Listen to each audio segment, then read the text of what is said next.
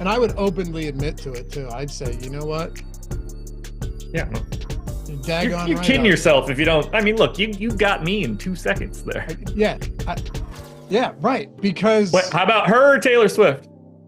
her. I think so.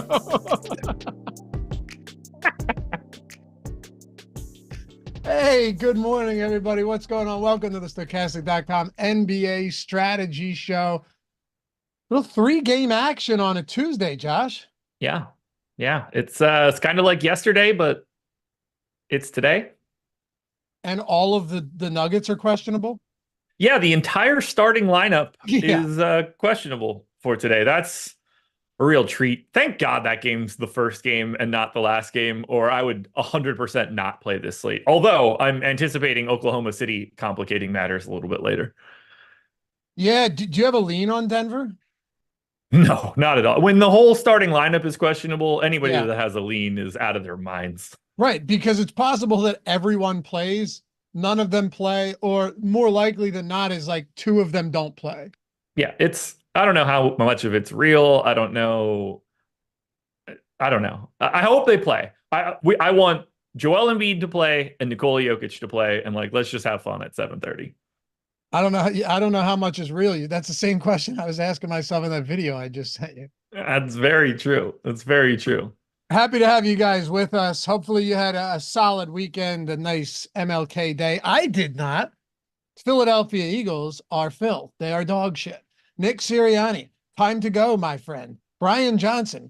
Dude, Carolina, there's no doubt after them saying they wanted to interview him for a head coaching job. There's no doubt in my mind that like at 11:15 last night, they called him and they're like, hey, listen, pal, something came up. Because there's no way that you look at that guy and go, we want him as our head coach. He can solve all of our problems. What a disgusting display of football that was last night. I told you guys at the top, I'm taking 2 minutes and you will deal with it. And I thank you in advance for that. What a terrible football team. And you know, it's not even the fact that you lose. The fact that Baker Mayfield's dealing with 14 different injuries. The only unit that shows up is the defensive line. Apparently they didn't know that the Buccaneers were going to blitz. So Jalen Hurts just every time, dude, they're running 15-yard curl routes on all-out blitzes. What are we doing? How can you possibly go into that game and just be like, all right, 15 yards downfield? By that time, Jalen Hurts is dead, or he's taking safeties 15 yards back from the line of scrimmage. I'll tell you what, that was a tough game to watch. I wake up this morning, I don't actually care anymore because the expectations were already so low. I'm serious.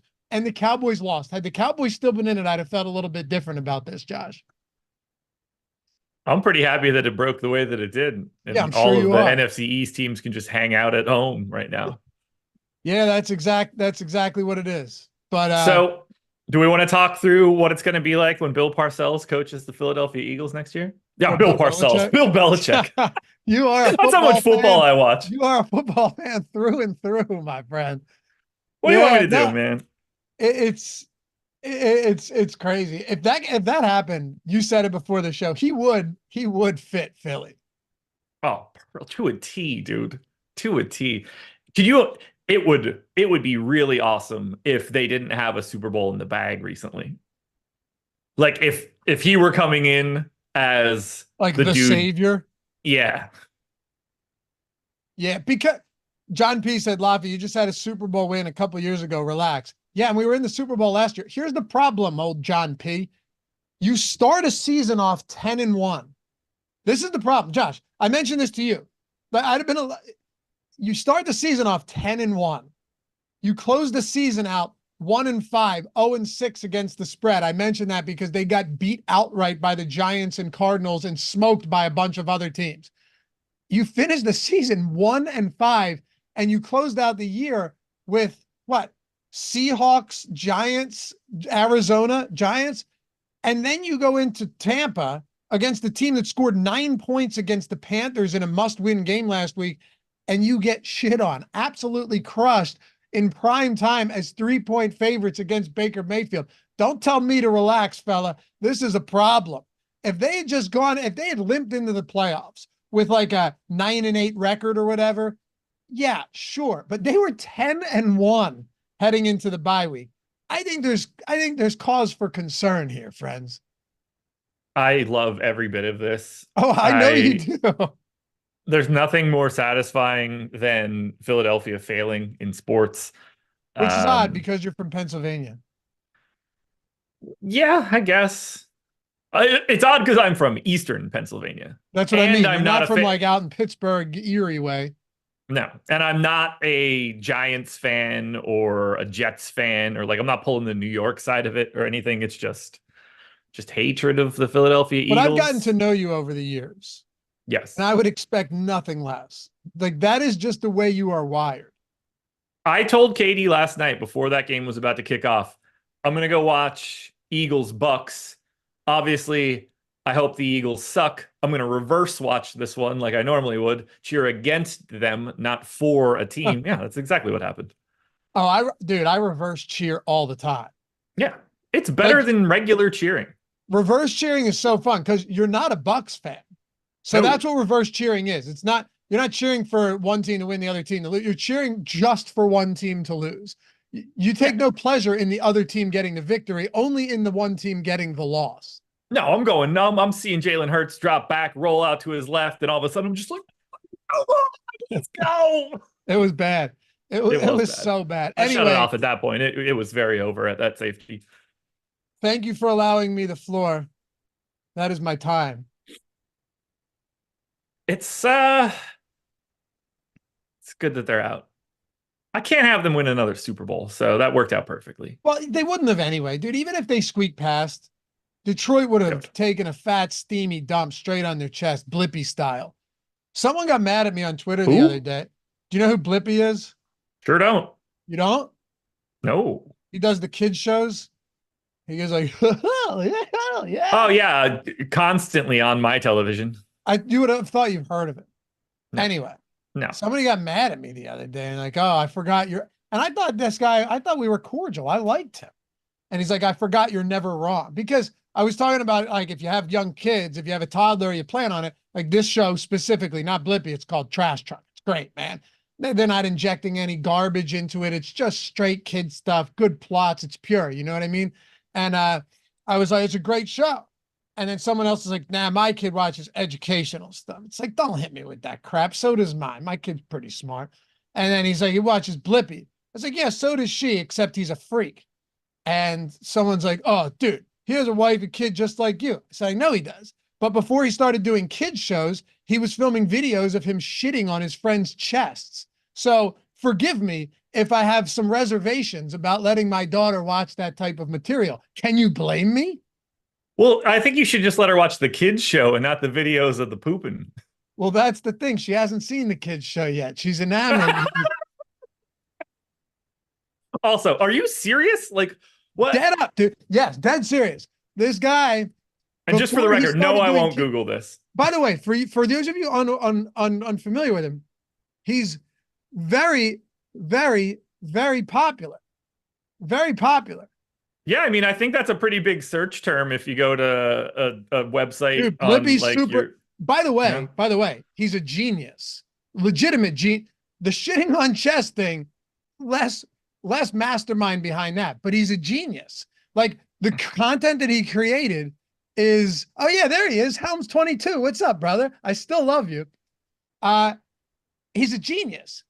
But wouldn't you at least when something like this happens, you can't separate a kid show from the fact that a dude was taking hot, steamy piles of dumps on his friends' chests and filming it for profit, correct? So can we dig into the friend part? Like it would be like you did it to me? That's what it was. That's what it was. It'd be Was it listen, like, dude, ha I have ha, a look great what we idea. did? Or was it What? more than like, what was the tone? Was it just like a 6 second bloop and then over? Or like are they hooking up afterwards? Oh yeah, he gets down and just starts going. No, I don't know.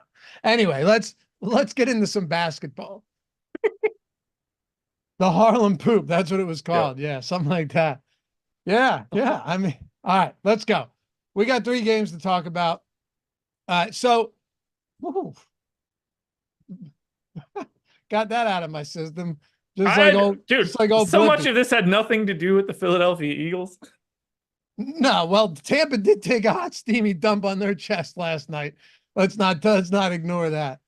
Anyway, Denver's on the road against Philly. We got 3 games. By the way, if you guys haven't done so, take 1 single second, hit that thumbs up. Very much appreciate you for doing so. Help us support the channel, and subscribe if you haven't done so yet. Help us get to 100K. It'd be greatly appreciated. Also, in the event you haven't done so yet, watching after the fact, leave a comment down below. Leave a comment down below. We try and read and respond to all of them, and all of our content's in podcast form as well. All right, so How are we supposed to do a show now? I know, I'm sorry. This wasn't even me. This was just you for the first time in I don't know how long. I had no role in any of this. Tom's probably sitting there like, oh my God, now I'm going to have Neil and Adam fight to the death to take Laffy's spot. I'm sorry. I apologize. All right. I'm sorry. All right, we're back. I didn't know that's where we were going, man. We might as well have let off the show with what we talked about before we started. It wouldn't have been any worse. I didn't know that's where it was going either. Denver's a 3-point dog, 228.5 point total. Jokic, Murray, Porter, Aaron Gordon, KCP, questionable. Strawther's out. So this is the question now. If we're going to talk about this at 10:17 Eastern time, we have to essentially just approach it from several different angles. One angle would be if everybody plays. The other angle is if none of them play. I don't really think right now we can approach it from like, well, if these 2 guys play and these 3 don't, if these play and these don't, we'll be here all day. That doesn't really make any sense. But I do think it's entirely possible that there's like a full out maintenance day. And I think it's, which by the way, sucks. If you're a Philly fan going to a game like this, seeing the Embiid Jokic matchup would have been something that you got tickets for in advance, been pretty stoked about.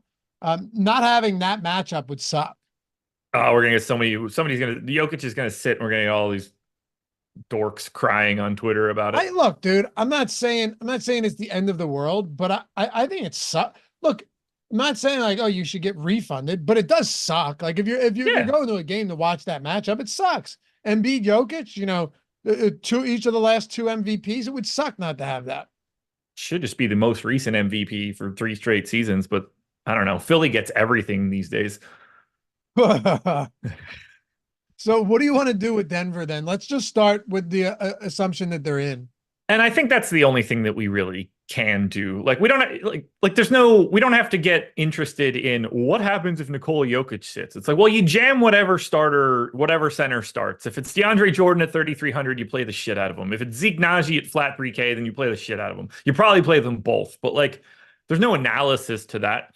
I think the most interesting piece of all of it is that on a 3-game slate, Nikola Jokic is projected for 5% ownership. Do you think some of that's a hedge just against the Q tag? He's $100 more expensive than Joel Embiid today. And I'm just going to go out on a limb and say that Joel Embiid has been playing slightly better than him from a fantasy perspective as of late. I wanted to actually ask you about this. What have you seen specifically in Joel Embiid lately? Or this season? He has 16 straight 30-10 games. He's coming off a 41-10 game last night. Nick Nurse suggested that he would be playing on the second of a back-to-back despite the 3-game absence. Have you seen anything differently with the way he's playing? Because I know he was good last year. He's playing a lot better than he did last year. I mean, it's kind of just the same. There's just not a James Harden on the floor. Yeah, I guess you're right. Like you replace James Harden with other people that aren't going to have the ball as much. Like his offensive EPM is a little bit higher than what it has been lately, but what's his true shooting? He's compared to 64.5. He was 65.5 last year. Okay, so essentially the same true shooting percentage. Yeah, all his shooting rates are all basically the same. Free throw rates basically the same. Rebounding rates the same. He's got more assists this season, which makes perfect sense. James Harden is not playing, so he has the ball more. Like everything is basically, he's just awesome. Yeah, usage rate is only up a tick, only 38%. But he's incredible, and it's one less person that can say anything to him in the locker room. Yeah, like when James Harden's there, James Harden's voice carries weight. If James Harden's not there, Joel Embiid just doesn't give a shit what anybody else is going to say. The biggest factor is his assist rate is so much higher than it's ever been. Like he has Yeah. a above average point guard's assist rate at 32% this year. You know what? It's not just Harden. You know what really helps? Getting an adult in the room and having Nick Nurse run your team. 100%, dude. 100. He's a legit. I was so happy to get Nick Nurse, and I haven't been happy with any recent hires, but Nick Nurse is a legitimately good coach that really understands. Like he's one, in my opinion, he's one of the top coaches in basketball. They finally made a good move getting someone in the room. That's a great call. Yeah. So like, I think just optimizing the way that he is used and removing Harden just, sort of maximizes Joel Embiid in the way that you need him to. And that's what we're seeing so far this year. That's not going to matter. He's not going to get a single award because he's not going to play enough. So we're going to be able to treat this Joel Embiid year as if it didn't exist. That works for me. Back to the Nuggets. Man, you're on one today. Let's I'm on one today. Yeah, that's fair. Let's get back to the Nuggets. Sure. Yeah. So I got everybody in right now. And the highest owned dude on the Nuggets for today is not even one of the guys with the Q tag. It's Reggie Jackson, 3,900. He's point guard only, projected for 53% ownership because DraftKings is pricing him down. FanDuel, on the other hand, priced Reggie Jackson at 5,300. So you can basically not play him unless people are out. He's a great value option. He's going to play around 20 minutes a night, sort of no matter what. And you're looking at 36% optimal rate for that 53% ownership. You're always going to see that optimal rate be lower on value guys when that ownership climbs. It's fine. I do like getting to Reggie Jackson, but as we look at the entire starters, you've got 29% ownership coming into Aaron Gordon. You've got just 9 to Jamal Murray, 25 to KCP, 10 to MPJ, and like I said, 5 to Jokic. It's not the starters that are just soaking up all this ownership. It's Christian Brown. It's Reggie Jackson. It's Peyton Watson. You go to Denver today for value, and you're going to Denver today for value before we even know if people are out. I don't know what that changes for these guys if we lose one or two of them, but you're already looking at Denver for value. Now, I think Denver is over-owned for that value, and I'm coming in a little bit lighter. The guy that I have my eye on the most right now is MPJ. Small forward, power forward, 6,600. He's like a 0.95 fantasy point per minute guy. And I see him with only 10% ownership, a guy that goes out there and plays 32, 33, 34 minutes a night. He looks underrepresented to me for what we're getting. To me, MPJ is my favorite GPP play from the Nuggets. If it's a 3-game slate, if Jokic ends up sitting, now you're just diving in. Indulge me for a second here because this gets insane. Yeah. If Jokic ends up sitting, the value here, I mean, essentially now it skyrockets. So what type of ownership would we be seeing in this front court if Jokic sits? Whoever the starter is, I assume it would be DeAndre Jordan. Yeah. It could be Zeke Naji, but in this spot, I would assume it's DeAndre Jordan. He is 75% owned, 80, like something like that. Like he's around let's just call him a fantasy point per minute dude. Yep. You need to fill 48 minutes at center. Let's just say he gets 24. By the way, I think that might be low. So we're calling it 24 fantasy points at 3,300. That's 7.3x his salary. That is by far miles ahead of everybody else on this slate. You just immediately put him into everything. He's your first cash game play. You don't even bat an eye. And you still then have discussions of, can I also get to Zeke Naji at flat 3K?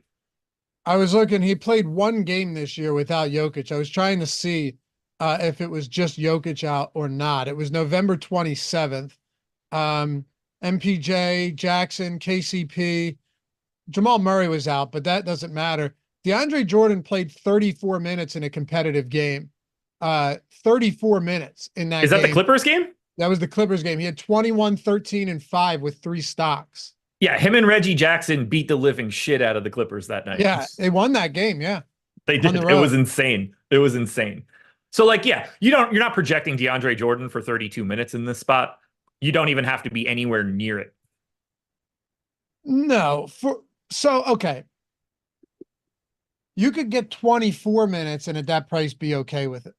At 24 minutes, if you knew he was playing 24 minutes today, if that's what we projected, he's the number one guy on the slate and he's It's not 25% close. owned more than anybody else. Yeah. Yep. And that's bumping everybody then too. Jamal Murray looks way different at 8,300. Aaron Gordon looks way different. MPJ looks better. All of the value pieces that already exist on Denver look better. Like you can't avoid Denver today, but you get them now in reverse. And if you lose Jokic, then you can get back to the starters in heavy, heavy rotation. Yeah, see, that's a great point because when you're dealing with such a significant figure as Jokic, it's no longer just like, okay, whoever his backup is benefits. It's literally everybody else that plays in this game in some form or fashion is going to benefit from his absence.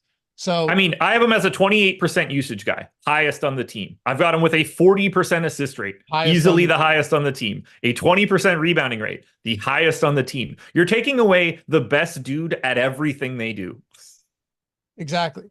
With Nikola Jokic off the floor this season, Reggie Jackson is 1.18 fantasy points per minute. Aaron Gordon, 1.12. Porter, 1.08. DeAndre Jordan, obviously playing with that, but still 1.08. Jamal Murray, 1.01. That 5 guys, which, by the way, almost the starting lineup there, that are north of a fantasy point per minute. Yeah. You then start getting a lot of Denver. A lot of Denver. Well, on a 3-game and if it's one of the wings that are out, like if it's Gordon out or if it's MPJ out, then it's all of a sudden we're getting a lot of Peyton Watson. Or like if it's KCP out, then you're automatically looking at a lot more Christian Brown. Like these guys all slot in behind each other. It all plays out very easily.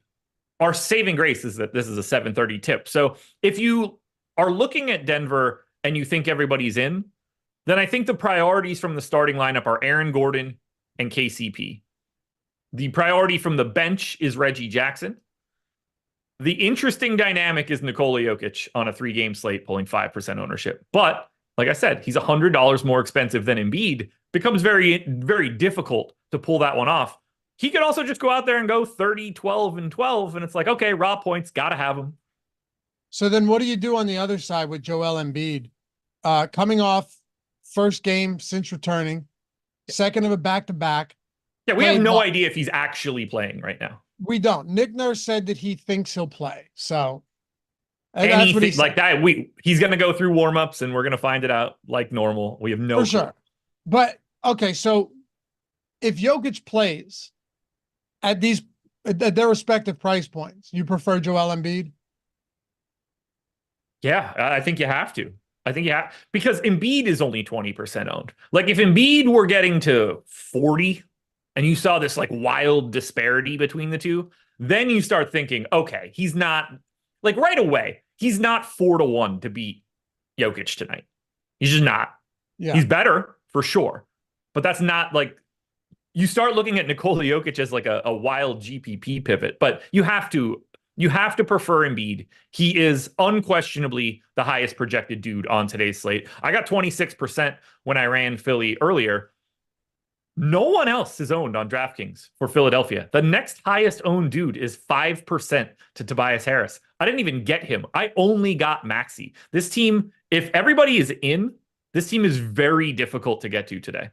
You are getting a $9,400 Maxey? I have 12%. Okay. What about Tobias Harris? Not a single share. Yeah. Tobias Harris with Joel Embiid back at 7,500 is a tough ask. It is. But at the same time, like we've got him 7% optimal, 5% owned. He's like a little under owned at that mark too. Is that all you have for Philly? For right now, yeah. Obviously, like this could change with the back-to-back if we have some guys out. Like it's not out of the realm of possibility. Nick Batum sits on the second half of a back-to-back, and then we figure out who is the next person stepping back in. Does Melton come back? Does Oubre move to the 3? There are some questions, but the prices are just a bit too high here. Like you've already got Paul Reed at 5,600. So he doesn't become like an amazing option if if we end up getting Embiid out like that, he's already sort of priced where, he should be. Good play for sure, but he doesn't become the overwhelming value that we see on the opposite side. I don't know where you would want to go from Philly unless they have wholesale dudes out. Like, we have Pat Bev as the most under-owned dude. We also gave him 24 minutes, which I think we will walk back a little bit later. He stepped in and played yesterday and got a big run. And I think that does not match up to what they actually want out of him. So Tyrese Maxey picked up his third foul in the first half with like 4:15 to go. Beverly came back on and picked up that final rotation to close out the second quarter. So he grabbed an extra 4 minutes there. And then Beverly, played his normal rotation in the second half. He also closed when the Sixers were beating the shit out of him. So he picked up an extra 5.5 there. If you take off those 9 minutes and change from Pat Bev yesterday, he just plays a normal backup run of 20 minutes. I think we're a little lofty with 24 at this moment. We'll see what they end up looking like when we get to lock. But, even if you wanted to go to 22, I still think it's pretty hard to get to Bev a lot at 4,600. He was a lot easier to get to when he was 4K or slightly lower. Talk about the Kings and the Phoenix Suns. So this game, highest total on the slate. Last I looked, 243.5. Keegan Murray's questionable for Sacramento. And the other side of this one, so not a whole lot of injuries for either side of this game. I mean, it looks like Phoenix is healthy. Sacramento, you have Keegan Murray questionable. Let's get into the Kings for a second. You have ownership on this one. Malik Monk right now in our ownership projections, 30%. Keegan Murray, 17%. Domantas Sabonis, 16. Fox, 15. Kevin Huerter, 11. There's nothing crazy.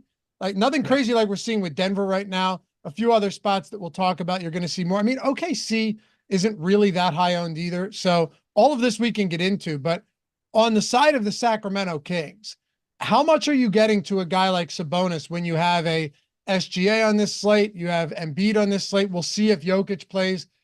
We talked about it last time I was on the show, where it's like, yeah, Sabonis, great spot against Detroit, just kind of tough to get there. And he went for a 37, 10, and 13 triple-double. He's been doing it every night. 1.59 fantastic. fantasy points per minute for Sabonis over the past 30 days. He's going out and nuking. Now, I don't project him like that because that's not, I don't think that's his new standard. But that dude is hanging like 25, 12, and 9 on people every single night. I'm light on Sabonis like I am every other night. I just have to cross my fingers and hope that this isn't the night that breaks me. You do have a lot of center talent and center value that's out there today, so it makes it a little bit more difficult. You even have that relationship of, should I get to Nikola Jokic over Sabonis and spend the extra money? The guy that I like the most on this team is 9K De'Aaron Fox. Now, he's point guard only. It's about 1.2 fantasy points per minute as of late, but I like the price point. The minutes are certainly there. He's owned in the same way as Sabonis, which I think is interesting because to me, it's a lot easier to roster De'Aaron Fox than it is Sabonis. So I'm very happy. I'm basically taking the Sabonis ownership and adding it to Fox. That's more or less what I'm doing. I'm light on that Malik Monk ownership. You can give him every minute that you want to, but 30% for him is a little scary. The status of Keegan Murray will certainly matter a little bit more. If Murray is out, then those minutes for Monk feel way better. They don't have to, he doesn't have to close games if it's not working out that way. If Harrison Barnes is playing well, that will really change the distribution of their minutes late in this game. So I'm a little nervous about that heavy ownership to Monk. We have him slightly over-owned. If that comes down to like that 25 range, I think that probably fits a bit better. I like getting sneakier with Kevin Huerter on the opposite side at 5,500. Now, he's only shooting guard eligible, but he got himself back into the starting lineup recently, played massive minutes last time out. Some of that had to do with Murray being out in the second half, but not all of it. He still had a really big first half rotation. So I kind of like Huerter as the Monk pivot. Murray, if he's in, looks good, but if we get him out, then we start projecting Trey Lyles minutes a little bit differently.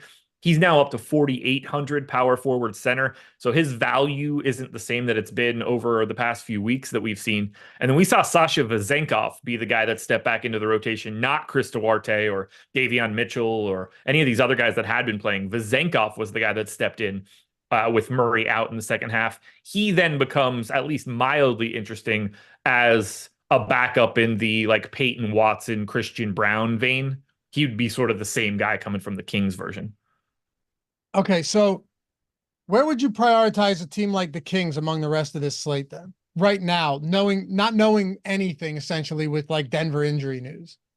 Uh, Middle of the pack, just like the average team for today. I think Yeah. Denver and the Clippers are on an island. And I think Phoenix and Sacramento are both sort of like the average team today. I think Philly and OKC both don't look very good. Yeah, outside of Embiid, essentially. Yeah. And like obviously outside of SGA, but again, he was questionable all day yesterday. They're on a back to back. We don't have that injury report. Not out of the realm that he doesn't play. Yeah, for sure. All right. Jordan, I actually messed one thing up in the run sheet. Let me fix this real I'm quick. sure it's way more than one. It's only one. All right. There we go.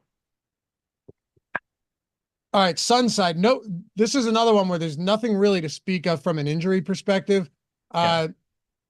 One of those teams, you get something like this every single year. We'll talk about it a lot, where you have guys like Beal and Booker and Kevin Durant, where the prices eventually balance themselves out and they all kind of become viable to some extent. Also, it's a 3-game slate. This is actually a team that across the board, we have 7 of them pulling double-digit ownership right now. Nothing crazy. The highest owned in our ownership projections is Kevin Durant, 9,200 at 31%. Eric Gordon, 4,200 at 25%. Obviously, all of that could change throughout the day. But looking at this right now, if you're running a lot of lineups, you're definitely getting a decent amount of Phoenix. Yeah, you are. And I am as well. You've got Beal at 20%, Booker at 20%, Durant at 30. I like the idea of taking a little bit of that Kevin Durant ownership. We are showing him as pretty highly negatively leveraged, and I'm throwing that extra ownership onto Devin Booker. So Booker is the guy that I like the most. He's the guy that I'd like to take the stand on from Phoenix if I'm taking one on anybody. I'm neutral on Durant. I'm basically neutral on Beal, but I am getting to a bit more Devin Booker. I think he looks the better of the big three for this team. Certainly worked Nurkic in, plays about 28 minutes a night. He's 1.25 fantasy point per minute, dude. Should be an interesting battle between him and Sabonis. Like, Sabonis does work a lot with size. Nurkic is not the kind of guy that's going to get pushed around.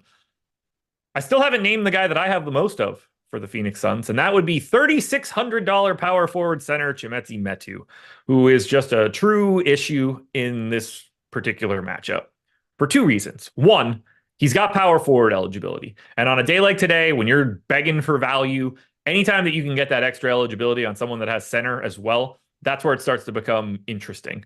He played 17 minutes last time out. Nurkic played 27 minutes. They basically ended Drew Eubanks. Bol is already out. They don't appear to be going to Azubuike any longer.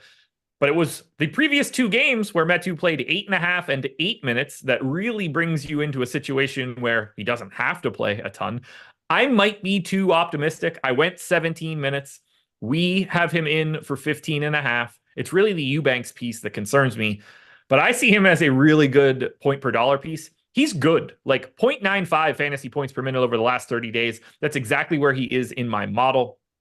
At 3,600, when you can slot him in at power forward, it makes it a lot easier to get to your Embiids, your Jokic's, your Bookers, your Durant's. So I think Metu is the best value piece from Phoenix. It is incredibly difficult for me to say that and be excited for it, but that price tag is good. How many minutes are you projecting him for tonight then? I have 17. We went 15.5. And still It's have him probably at in my best interest to go 25%. down to 16. But I have him in 3/4 of my stuff, so I've got some wiggle room. Beal, Booker, Nurkic, Grayson Allen. Are those guys that kind of just find their way into the lineup without really having any conviction there? Yep, just you're working through guys that play real minutes. Allen's 5,800, shooting guard, small forward, about a 0.8 dude regularly, plays big minutes, crosses guard and forward, 13% owned. I'm right there. Same story for someone like Eric Gordon, $4,200 shooting guard, playing about 24 minutes off the bench now. Terrible per minute dude, but it's either you take 24 minutes out of Eric Gordon or 4,200, or you grab like the already owned Denver bench value and you try to do that. Like none of it when it comes to value today, none of it is going to feel good. You're going to just hope you win the lottery with whatever value piece you get. The way that it is now, we get one or two of these guys out, and that might change the entire script of today's slate. But as I look at it, I see Phoenix as like advanced lineup filler. Durant, Beal, Booker, Nurkic. They're not pulling massive ownership. You're just kind of working one or two of those guys into everything you do. You do your prize picks video yet? Damn right I did. Yeah. Yeah, You hit one yesterday, didn't you? I did. I got them both by the hook. Oh, yeah. Yeah. All right. All One of right. those no doubters. Unders too, I might add. So just Unders are smart. just gritting your teeth and praying that these dudes don't touch the ball down the stretch. It's the worst type of sweat. It really is. Yeah. But it makes the most sense. Nobody wants to take unders on these, and a lot of these are shaded to the over to begin with. We have over at Odd Shopper. I know most of you guys are here for DFS, but at Odd Shopper, we have all of the tools for prize picks, for betting, everything. If you're not at prize picks yet, you're getting a free month of everything we have at Odd Shopper. You're also getting 100% first match deposit bonus up to $100. And my guess, Josh, is that they will have free squares out there, particularly for the NFL. I'm looking at it right now. They already have NFL projections up for this coming week. Nice. Yeah, they Looking already good. got. So I Who won't. the Eagles got this week? Yeah, they're all zeros. Yes. They are all zeros. You explained that perfectly. You're not wrong, dude. It's pretty rough. Christian McCaffrey, 88.5 rushing yards, though, against Green Bay. That's a spot right there, dude. That's a spot. Over or under? Over. Big McCaffrey guy? Yeah, I mean, look, Green Bay was great last game against, I mean, they smoked Dallas for sure. But the way that their defense is built is they're much better at preventing, the pass than they are on the ground. And Tony Pollard, like their ground game for the Cowboys has stunk all year long. Yeah. You're looking at this offensive line for San Francisco and Christian McCaffrey, who, he's the best running back in football. Yeah, I think he dominates this matchup. So it's a spot I'm looking at. Give me one of your spots from today. We want people to go watch the video, but someone decides that link in the description and the chat, by the way. First $100. If you have $100 or even 50 or 20, whatever you deposit is doubled. And if you use the link, otherwise we can't track you. You get the entire month over at Odd Shopper for free, including the premium Discord, all the expert picks, the plus EV tools. Really, really cool package. It's a $50 value, and you're getting the deposit bonus. But that's mine. I know it's late. I know it's coming up later in the week, but McCaffrey. I'll go with, which one do I want to give you? I will go with James Harden hosting his former Oklahoma City Thunder team more than 16.5 points, just raw points. Okay. Oklahoma City fouls a little bit more frequently than you would want them to. And while he doesn't do it as much as he used to, James Harden loves himself some free throws. 16.5. I dig it. Check it out, man. Yeah. And all you're doing is putting these props together into a lineup. You hit 5 of 5, you're 10Xing. You hit 6 of 6, you're 25Xing. The best part though is if you hit 4 of 5, you're still 2Xing. You make money back on 3 of 5 too. Unlike a traditional parlay where they just take your money.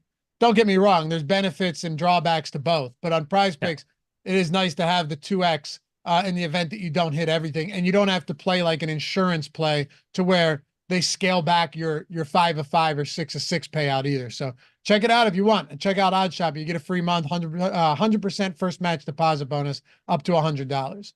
All right. Anything else for the Suns, or do we wrap this one up?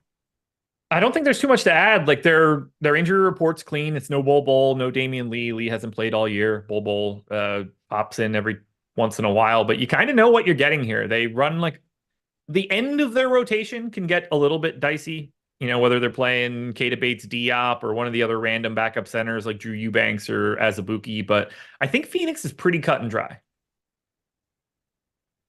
Okay.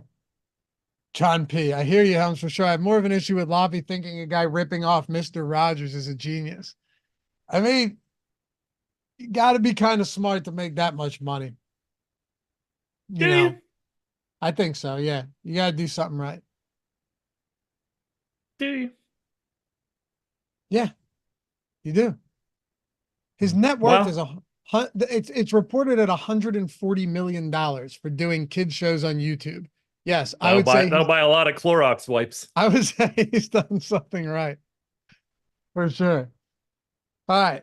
Look, Talk Jordan. everything is usually a knockoff of something else. We're running out of original ideas. Yeah, there's nothing original left in this world. Jordan, pull the Sims up for a second and just go to overall exposures for me. But I mean, it's the evolutionary Mr. Rogers. You know, he was just like, what can I do that Mr. Rogers did but make it better? I got it. I will dump on my friends. Yeah, now Won't you be my neighbor? It's like, nah, man, you poop on your buddy. I don't want to be your neighbor. I'm gonna move away. in this world, you just have to make something that is like fine-tuned for ADD. Yeah. Just Yeah. constant like movement, motion. The kid shows that we had back in the day, half the time it'd just be someone sitting in the same spot talking. You're like nowadays, Using sock puppets and shit. yeah, now it's Oh, I'm lamb chop. Oh yeah. Oh yeah, you're a lamb attached to that woman's hand. and it worked. Nowadays, there's one called Coco Melon. My God, it'll give you a seizure. It'll give you a seizure from all the The good kind? flashing. What's that? What else? What are there any other good ones? I don't know. What Wow, else did we watch as kids? I don't even remember. Rugrats, Yeah. Weird Fraggle show. Rock. Never watched it. Really? No. Uh, when I was a little older, it was like the Even Stevens and stuff like that on the. Yeah, I never saw any of that. What were the? Yeah, there were a bunch of Like those. Inspector Gadget? Yeah. What about Full House? Yeah, but that's a different kind of show. Yeah, I'm saying you get like, I guess 9. But yeah, as a kid, I don't remember what I watched for the most part. I can't really picture it. There was some good stuff. Ninja Turtles. Sure. Sure. Yes. Not a big Ninja Turtles guy. Yeah, it was fine. Just fine. There were Fine. turtles that ate pizza, man. That was But like I the can't coolest shit in the remember world. what I watched. So, Jordan, clear that. Did you hold on a second? Ah, Real Monsters. Good. That's a good one. Oh, I remember that. Yeah. Reggie Jackson. So, to your earlier point, just looking at our exposure in the Sims tool, after running the contest generator, the lineup simulator. Okay. So, a lot of Mason Plumlee here. Yep. Now, this is probably a decent segue. We can start on that side of the game. With the Vitsa Zubats out, you're looking at a ton and a 3-game slate, a ton of Mason Rudolph or Mason Plumlee. You'll get there. He actually didn't look that bad yesterday. I don't know if you watched that game. He didn't look that bad. No, I did not watch that game. Kawhi Leonard, Reggie Jackson, Peyton Watson, Russell Westbrook. Yeah, dude, a lot of Clippers in Denver up top. And then I see Joel Embiid sneaking in there at the 6th highest exposed guy in the Sims tool. We will definitely get to the Clippers side of this one because I got a ton, including being way over on the old Plumlee machine. OKC is tough to talk about right now, though, because we don't know what's going on. They don't have an injury report. They're not going to have one until 3:30. We had SGA on all day yesterday with a Q tag. No idea how that shakes out. He played, he's there, but who knows if they sit him. If they do, it changes everything about this slate. It completely changes the way that you get to Oklahoma City, sort of in like a slightly lesser way than Jokic out for Denver would do. Right now, SGA is the highest owned guy from the Thunder at 17%, but you only have Kenrich Williams at 13 and Jalen Williams at 14. Everybody else is single digits. Now, Kenrich Williams, we have as basically the right ownership. We have Jalen Williams basically at the right ownership. There's not a lot going on here for Oklahoma City if everybody's in. Like, all of the optimal rates are basically right at the ownership. Maybe you want to get a little bit of slightly under-owned Chet, but he's only 9% optimal, 5% ownership. It's not like there's a giant gap here. I think we are locked into needing to know what's going on for OKC, which we might not know until 9:30 tonight. And at that point in time, you're going to have a lot of exposure already, or should, to the Clippers. So it will make getting to some of the Thunder value, if it pops up, attainable. But if everybody is in for Oklahoma City, they are incredibly underwhelming, much like Philadelphia. Okay, so incredibly underwhelming is one way to put it. With Philadelphia, is you at least have one guy that, assuming he's active. By the way, Embiid only played 31 minutes yesterday. I think that's somewhat significant because earlier in the season you'd been seeing just massive minutes logged from him.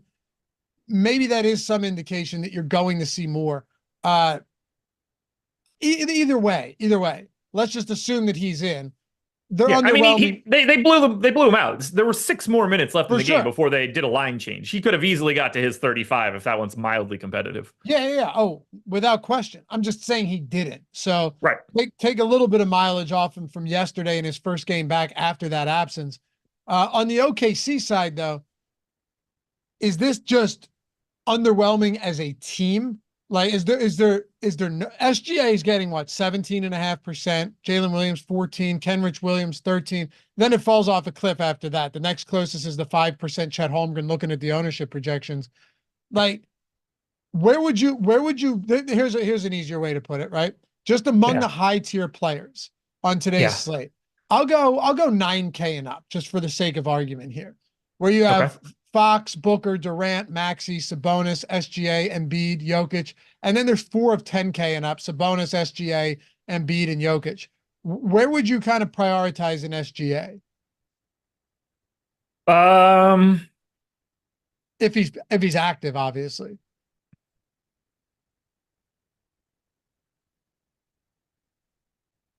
Middle of the pack. It's kind of weird. Like, I think it's very clear that Maxey and Jokic aren't priorities.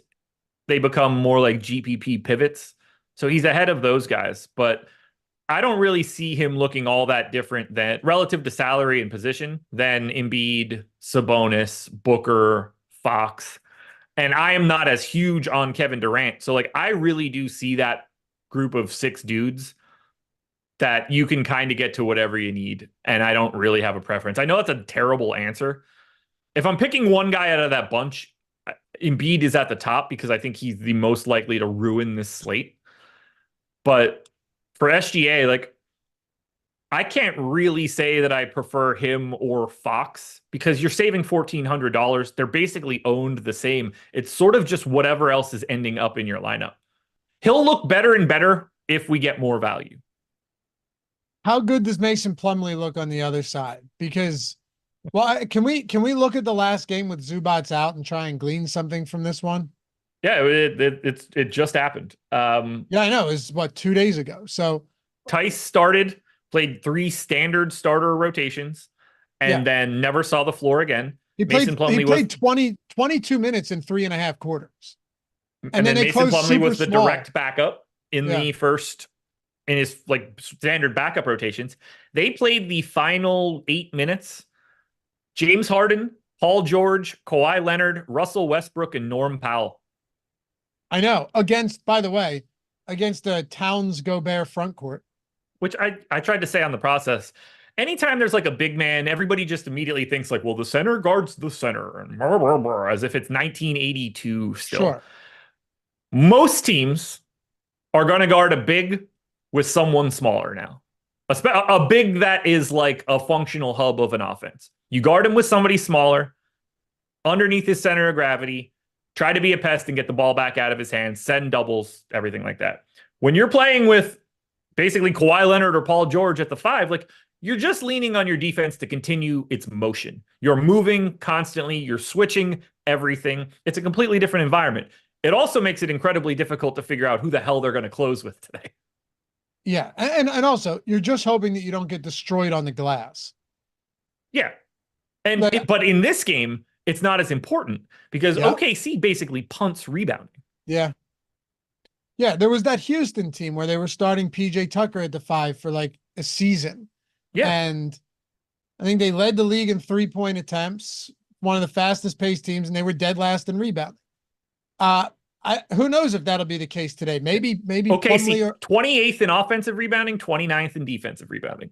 They just was don't that care. OKC? Yeah. Yeah.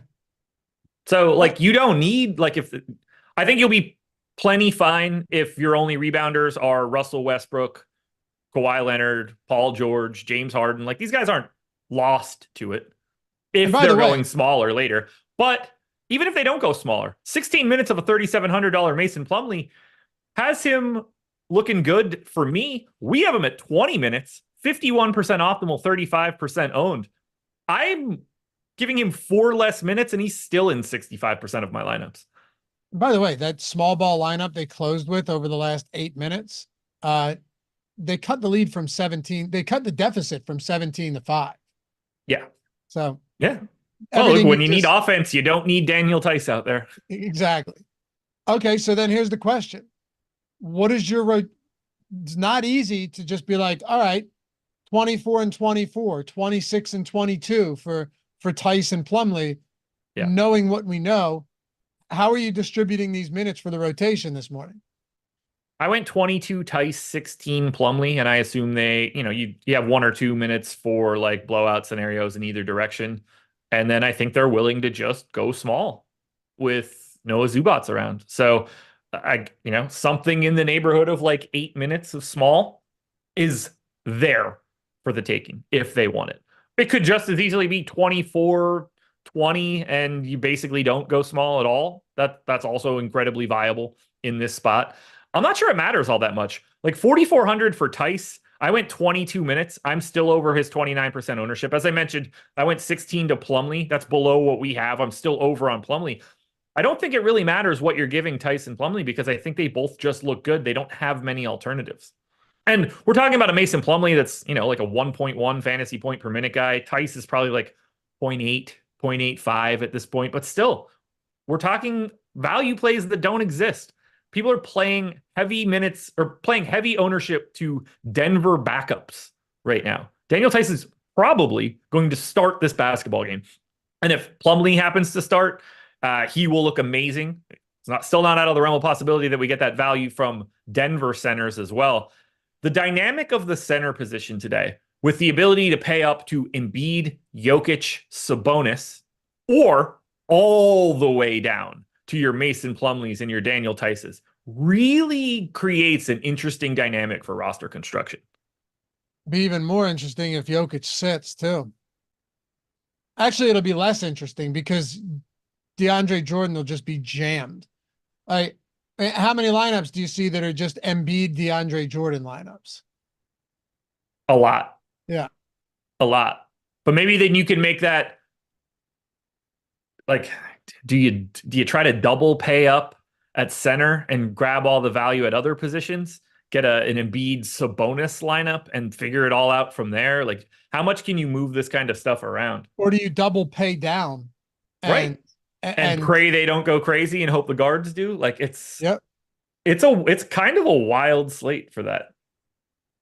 Paul George coming off a 42-minute game, guys just logging massive minutes. So yeah, I mean, when you take a look at ownership on this Clippers team, yeah, obviously you have Mason Plumlee up there, but Kawhi Leonard and Paul George both pulling quite a bit of ownership in a game like this, and it's a big pace up spot too. They're playing at one of the slowest paces in basketball. I think right now they are a bottom 5 pace team. OKC's playing at the 6th fastest pace in the league. So not to say that OKC defensively has been bad. They haven't. Defensive rating, they're great. Yeah. I got them 6, but yeah, I mean, we're talking about the same thing. Right. Yeah. But it's still a pace up spot, relatively high total at 236.5. I mean, what do you make of that mid-range when it comes to the Clippers today? Because you've got George at 84, Leonard at 85 on DraftKings, Harden at 81. They're all literally grouped into the same bucket of prices. 111 total ownership percent is what we project right now, which is basically saying you will have one of those 3 guys in every lineup and potentially up to 2. I'm doing exactly the same thing. I have 108 between the three. I'm over on Harden, a little under on Kawhi, a little under on Paul George, but I still have 22% Paul George. You have to work your way through all three of these guys because of what a pace up spot it is against the Clips and it's or against OKC. It's also possible that they look a lot better later today if SGA doesn't play, perhaps. But if you're looking at all three of those guys, I don't really have a preference between them. Paul George seems like the easiest guy to get to because he's guard forward eligible, but I like all of them, and I think you need to probably have one of those dudes in everything you're doing. Tell you what, you're right, man. You mentioned it before right when we started. Thank God that Philly Denver game is in Philly and not Denver. Yeah. You'd be, Yeah, you'd be hanging a full starting five of Q tags out until 10 o'clock tonight. Yeah. Yeah. I mean, if it were in this case, they'd probably be starting around the same time as these other games because it's a 7:30 lock, then a 9, then a 10. But Yeah. that would get real ugly if you had 7 o'clock games and then this one coming in at that would be impossible. There really isn't any significant injury news outside of that game. It's Zubac's already out and then Keegan Murray questionable. I don't think there's anything else of significance right now. We don't know what the Thunder SGA, are going to be. OKC, yeah, sure. Right. But yeah, like there's right now we have, and this is going to be helpful for swaps and whatever information we need. 250, basically 250% ownership coming into the Clippers. We're talking at least two dudes in every lineup, a lot of three-man Clippers lineups. If something happens to OKC late, you're going to have opportunities to move things around. You get off of a Clippers value piece, turn that into a Thunder value piece that didn't exist before the slate started. Because I'm getting a bunch of Norm Powell, who's 25% owned. I'm still getting in the teens of Russell Westbrook, who's 25% owned. I'm getting in the teens of Terrence Mann, who's 15% owned.